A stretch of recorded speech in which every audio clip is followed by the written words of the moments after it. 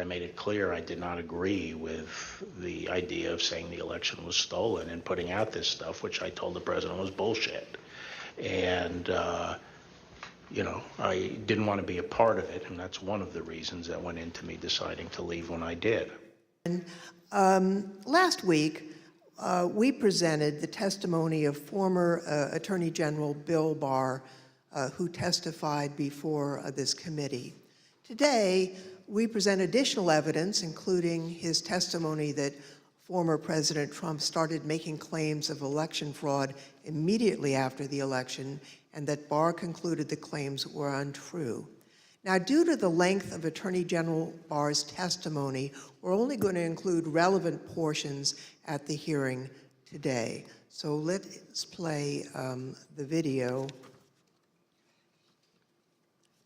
The department, in fact, when we received specific and credible allegations of fraud, made an effort to look into these to satisfy ourselves that they were without merit.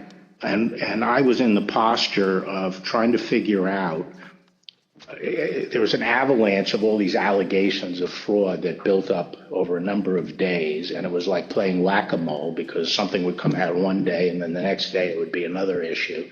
Also, I was influenced by the fact that all the early claims that I understood were completely bogus and silly and usually based on complete misinformation. And so I didn't consider the quality of claims right out of the box to give me any, feeling that there was really substance here. For the first time since the election, the Attorney General spoke personally with the President on November 23rd, and this was at the White House. Let's play the video, please. So on November 23rd, I hadn't spoken to the president since the election, and in fact, as I said, since the middle of October, roughly. And it was a little getting awkward because obviously he had lost the election and I hadn't said anything to him. And so Cipollone said, I think it's time you come over here. And so I came over to meet with the president in the Oval Office, and Meadows and Cipollone were there. And the president, and this is leading up to this conversation with Kushner, the president said there had been major fraud and that as soon as the facts were out, the results of the election would be reversed.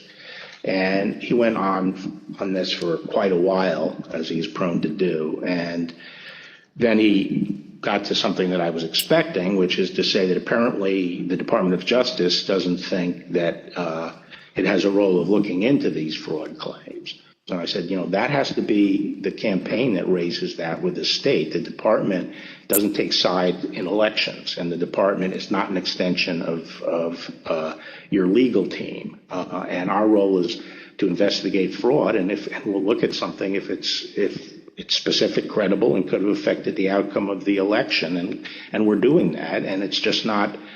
They're just not meritorious. They're not panning out. And as I walked out of the Oval Office, Jared was there with Dan Scavino, who ran the president's social media, and who I thought was a reasonable guy and believe is a reasonable guy.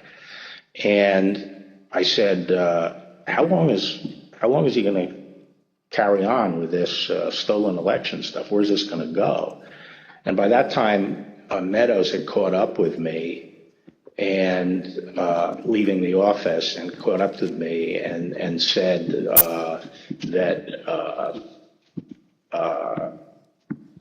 he said, look, I think that he's becoming more realistic and knows that there's a limit to how far he can take this. And then Jared said, yeah, we're working on this. We're working on it. Even after his attorney general told him his claims of election fraud were false, President Trump continued to promote these claims.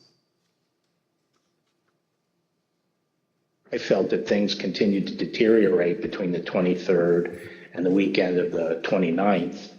And then on November 29th, he appeared on Maria Bartiromo's show, Sunday Futures, I believe it was. And he said that the department was missing in action. Well, no, we had glitches where they moved thousands of votes from my account to Biden's account, and these are glitches. So they're not glitches, they're theft, they're fraud, absolute fraud. This election was over, and then they did dumps. They call them dumps, big, massive dumps in Michigan and Pennsylvania and all over. How the FBI and Department of Justice, I don't know, maybe they're involved, but how people are allowed to get away from this stuff with this stuff is unbelievable. Now, spurred by what he saw, Barr told the Associated Press on December 1st that there was no evidence of election fraud, and immediately after Attorney General Barr's statement went public, Mr. Trump berated and he nearly fired Barr. But Barr persisted in telling the president that there was no evidence to support the fraud claims. This got under my skin, but I also felt it was time for me to say something. So I set up a lunch with the AP reporter, Mike Balsamo, and I told him at lunch, I made this statement that to date we have not seen fraud on a scale that could have affected a different outcome in the election. I had a later meeting scheduled at the White House at 3 o'clock with Meadows. This was previously scheduled, so I knew this was going to come up, and I went over there and I told my secretary that I thought I would probably be fired and told not to go home. I mean, not to go back to my office. So I said, you might have to pack up for me. And so when I got over there, I met with the chief of staff. He said the president was angry. He didn't really get into the issue of the fraud. And then I went up to Pat Cipollone's office and we were talking with each other. And word came down that he wanted us both to go to the Oval. And the president was as mad as I've ever seen him, and he was trying to control himself. And the president said, well, this is, killing me. You didn't have to say this. You must have said this because you hate Trump. You hate Trump. And then he raised the big vote dump, as he called it, in Detroit. And that, he said people saw boxes coming into the counting station at all hours of the morning and so forth. And I explained to him that at that point, I knew the exact number of precincts in Detroit. I think it was 630 something. I said, Mr. President, there are 630 precincts in Detroit, and unlike elsewhere in the state, they centralized the counting process, so they're not counted in each precinct. They're moved to counting stations, and so the normal process would involve boxes coming in at all different hours. So there's nothing. And I said, did anyone point out to you, did all the people complaining about it point out to you, you actually did better in Detroit than you did last time? I mean, there's no indication of fraud in Detroit. And I told him that the stuff that his people were shoveling out to the public was bullshit. I mean, that the claims of fraud were bullshit. And, he was indignant about that. And I reiterated that they'd wasted a whole month on these claims on the Dominion voting machines, and they were idiotic claims. And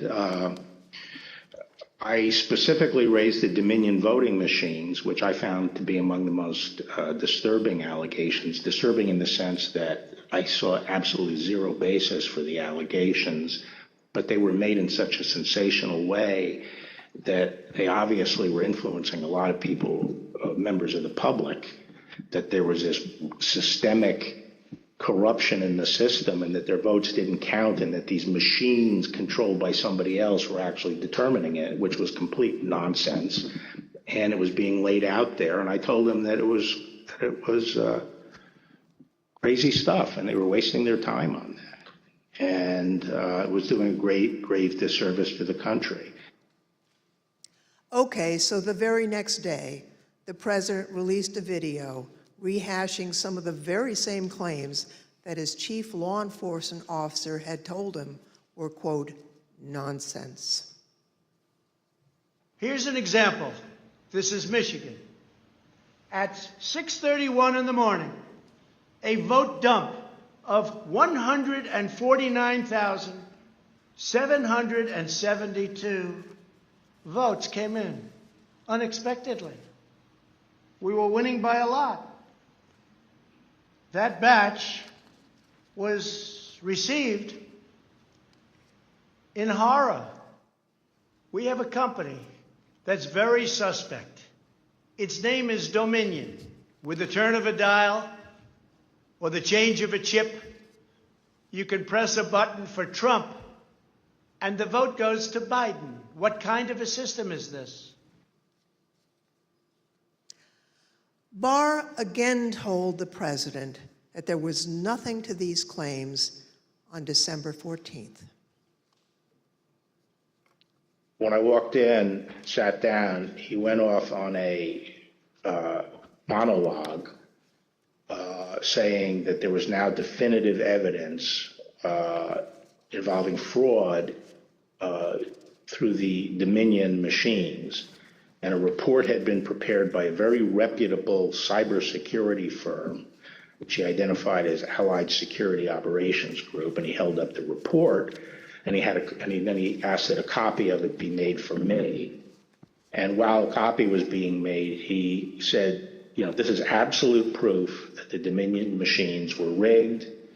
The report means that I'm going to have a second term. And then he gave me a copy of the report. And as he talked more and more about it, I sat there flipping through the report and looking through it. And to be frank, it looked very amateurish to me. Didn't have the credentials of the people involved, but I didn't see any real qualifications. And the statements were made very conclusory, like, these machines were designed to, engage in fraud or something to that effect, but I didn't see any supporting information for it. And I was somewhat demoralized because I thought, boy, if he really believes this stuff, he has, lost contact with he's become detached from reality if he really believes this stuff. On the other hand, when I went into this and would tell him how crazy some of these allegations were, there was never an indication of interest in what the actual facts were. In my opinion then, and my opinion now, is that the election was not stolen by fraud. And I haven't seen anything since the election that changes my mind on that, including the 2000 Mules movie. Well, maybe you can assess that 2,000 mules, and people are talking about that. Well, I mean, just in a nutshell, I just think the GBI was unimpressed with it, and I was similarly unimpressed with it because I think I was holding my fire on that to see what the photographic evidence was, because I thought, well, hell, if they have a lot of photographs of the same person dumping a lot of ballots in different boxes, that's hard to explain. So I wanted to see what the photographic evidence was. But the cell phone data is singularly unimpressive. I mean, basically, if you take 2 million cell phones and figure out where they are physically in a big city like Atlanta or wherever, just by definition, you're going to find many hundreds of them have passed by and spent time in the vicinity of these boxes. And the premise that, if you go by a box, 5 boxes or whatever it was, that's a mule is just indefensible. It by definition, you're going to have hundreds of this. I mean, I saw one contractor said, we figured out that our truck alone would account for 6 cell phone signals. This was some kind of contractor, and our route would take us by these things on a regular basis. So but then when the movie came out, I think the photographic evidence in it was completely I mean, there was a little bit of it, but it was lacking. It didn't establish widespread illegal harvesting. The other thing is people don't understand is that it's not clear that even if you can show harvesting, that changes the results of the election. The courts are not going to throw out votes and then figure out, what votes were harvested and throw them out. You'd still the burden on the challenging party to show that illegal votes were cast. Votes were the result of undue influence or bribes, or there was really, the person was non compos mentis. But absent that evidence, I just didn't see courts throwing out votes anyway. I felt that before the election, it was possible to talk sense to the president. And while you sometimes had to engage in, a big wrestling match with him, that it was possible to keep things on track. But I felt that after the election, he didn't seem to be listening, and I didn't think it was, that I was inclined not to stay around if he wasn't listening to advice from me or his other cabinet secretaries.